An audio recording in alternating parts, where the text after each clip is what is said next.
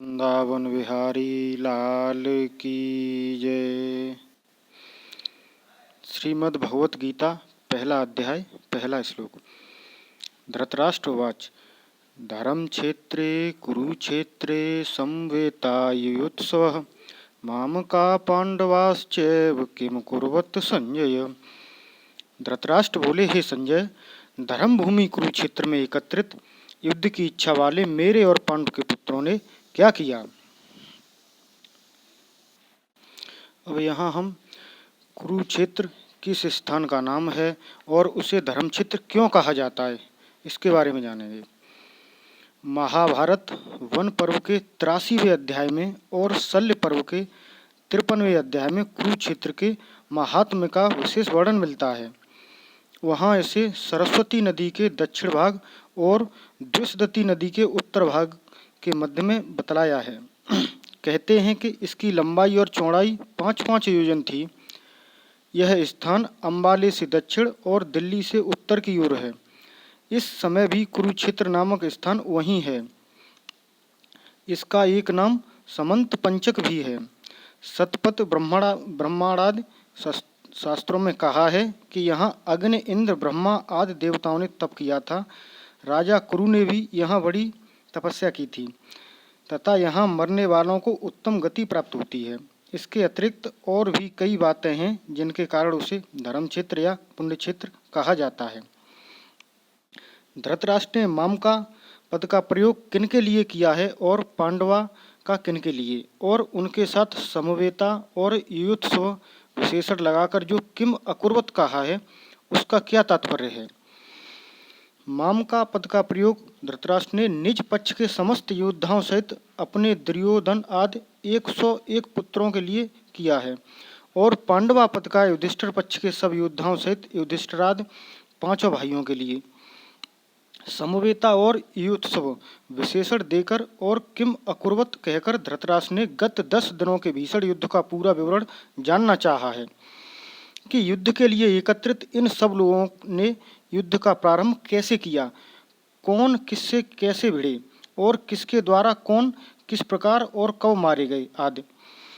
भीष्म पितामह के गिरने तक भीषण युद्ध का समाचार धृतराष्ट्र सुन ही चुके हैं, इसलिए उनके प्रश्न का यह तात्पर्य नहीं हो सकता कि उन्हें अभी युद्ध की कुछ खबर नहीं है और वे यह जानना चाहते हैं कि क्या धर्म क्षेत्र के प्रभाव से मेरे पुत्रों की बुद्धि सुधर गई और उन्होंने पांडवों का स्वत्व देकर युद्ध नहीं किया, अथवा क्या धर्मराज युधिष्ठिर ही धर्म क्षेत्र के प्रभाव से प्रभावित होकर युद्ध से निवृत्त हो गए, या अब तक दोनों सेनाएं खड़ी ही हैं, युद्ध हुआ ही नहीं और यदि हुआ तो इसका क्या परिणाम हुआ इत्यादि। धृतराष्ट्र के पूछने पर संजय कहते हैं, दृष्ट्वा तु पांडवानीकं व्यूढ़ं दुर्योधन स्तदा आचार्यमुपसंगयं राजा वचनमब्रवीत्। संजय बोले, उस समय राजा दुर्योधन ने व्यूह रचना युक्त पांडवों की सेना को देखकर और द्रोणाचार्य के पास जाकर यह वचन कहा। दुर्योधन को राजा कहने का क्या अभिप्राय है। संजय के द्वारा दुर्योधन को राजा कहे जाने में कई भाव हो सकते हैं। दुर्योधन बड़े वीर और राजनीतिज्ञ थे तथा शासन का समस्त कार्य दुर्योधन ही करते थे। संत सभी को आदर दिया करते हैं और संजय संत स्वभाव के थे। पुत्र के प्रति आदर सूचक विशेषण का प्रयोग सुनकर धृतराष्ट्र को प्रसन्नता हुई। प्रश्न है, व्यूह रचना युक्त पांडव सेना को देखकर दुर्योधन आचार्य द्रोण के पास गए, इसका क्या भाव है। उत्तर, यह भाव है कि पांडव सेना की व्यूह रचना इतने विचित्र ढंग से की गई थी कि उसको देखकर दुर्योधन चकित हो गए और अधीर होकर स्वयं उसकी सूचना देने के लिए द्रोणाचार्य के पास दौड़े गए।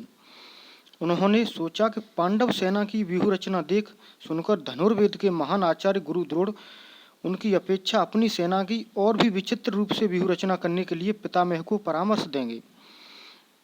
प्रश्न है, दुर्योधन राजा होकर स्वयं सेनापति के पास क्यों गए, उन्हीं को अपने पास बुलाकर सब बातें क्यों नहीं समझा दी। उत्तर है, यद्यपि पितामह भीष्म प्रधान सेनापति थे और कौरव सेना में गुरु द्रोणाचार्य का स्थान भी बहुत उच्च और बड़े ही उत्तरदायित्व का था, सेना में जिन प्रमुख योद्धाओं की जहां नियुक्ति होती है, यदि वे वहां से हट जाते हैं तो सैनिक व्यवस्था में बड़ी गड़बड़ी मच जाती है। इसलिए द्रोणाचार्य को अपने स्थान से न हटाकर दुर्योधन ने ही उनके पास जाना उचित समझा। इसके अतिरिक्त द्रोणाचार्य वयोवृद्ध और ज्ञान वृद्ध होने के साथ ही गुरु होने के कारण आदर के पात्र थे तथा दुर्योधन को उनसे अपना स्वार्थ सिद्ध करना था, इसलिए भी उन्हें सम्मान देकर उनका प्रिय पात्र बनना उन्हें अभीष्ट था। पारमार्थिक दृष्टि से तो सबसे नम्रतापूर्ण सम्मानयुक्त व्यवहार करना कर्तव्य है। राजनीति में भी बुद्धिमान पुरुष अपना काम निकालने के लिए दूसरों का आदर किया करते हैं। इन सभी दृष्टियों से उनका वहां जाना उचित ही था। द्रोणाचार्य के पास जाकर दुर्योधन ने जो कहा अब उसे बतलाते हैं। पश्यैतां पांडुपुत्राणामाचार्य महतीं चमूं व्यूढ़ां द्रुपदपुत्रेण तव शिष्येण धीमता। हे आचार्य, आपके बुद्धिमान शिष्य द्रुपद पुत्र धृष्टद्युम्न द्वारा व्यूहाकार खड़ी की हुई पांडुपुत्रों की बड़ी भारी सेना को देखिए। धृष्टद्युम्न द्रुपद का पुत्र है, आपका शिष्य है और बुद्धिमान है। दुर्योधन ने ऐसा किस अभिप्राय से कहा? उत्तर: दुर्योधन बड़े चतुर कूटनीतिज्ञ थे। धृष्टद्युम्न के प्रति प्रतिहिंसा तथा पांडवों के प्रति द्रोणाचार्य की बुरी भावना उत्पन्न करके उन्हें विशेष उत्तेजित करने के लिए दुर्योधन ने धृष्टद्युम्न को द्रुपद पुत्र और आपका बुद्धिमान शिष्य कहा। इन शब्दों के द्वारा वह उन्हें इस प्रकार समझा रहे हैं कि देखिए, द्रुपद ने आपके साथ पहले बुरा बर्ताव किया था और फिर उसने आपका वध करने के उद्देश्य से ही यज्ञ करके धृष्टद्युम्न को पुत्र रूप से प्राप्त किया था। धृष्टद्युम्न इतना कूटनीतिज्ञ है और आप इतने सरल हैं कि आपको मारने के लिए पैदा होकर भी उसने आपके ही द्वारा धनुर्वेद की शिक्षा प्राप्त कर ली थी। फिर इस समय भी उसकी बुद्धिमानी देखिए कि उसने आप लोगों को छकाने के लिए कैसी सुंदर व्यूह रचना की है। ऐसे पुरुषों को पांडवों ने अपना प्रधान सेनापति बनाया है। अब आप ही विचारिए कि आपका क्या कर्तव्य है। प्रश्न: कौरव सेना 11 अक्षौहिणी थी और पांडव सेना केवल 7 ही अक्षौहिणी थी। फिर दुर्योधन ने उसको बड़ी भारी क्यों कहा और उसे देखने के लिए आचार्य से क्यों अनुरोध किया? संख्या में कम होने पर भी वज्रव्यूह के कारण पांडव सेना बहुत ही बड़ी मालूम होती थी। दूसरी यह बात भी है कि संख्या में अपेक्षाकृत स्वल्प होने पर भी जिसमें पूर्ण सुव्यवस्था होती है वह सेना विशेष शक्तिशालिनी समझी जाती है। इसलिए दुर्योधन कह रहे हैं कि आप इस व्यूहाकार खड़ी की हुई सुव्यवस्थित महती सेना को देखिए और ऐसा उपाय सोचिए जिससे हम लोग विजयी हों।